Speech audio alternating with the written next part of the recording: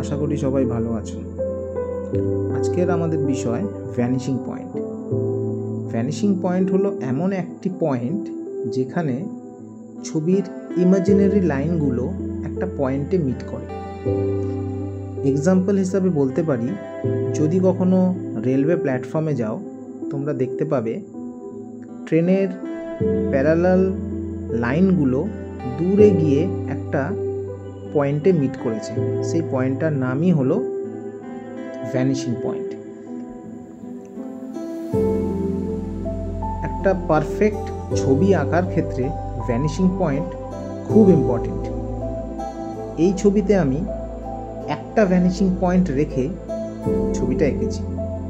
Maximum আমরা 3টে vanishing point দিয়ে ছবি আঁকতে পারি, সেগুলো পরের ভিডিওতে আমি শেখাবো। এখন এই ছবিটি ভালো করে দেখো এবং তোমরাও বাড়িতে প্র্যাকটিস করো। Thank you.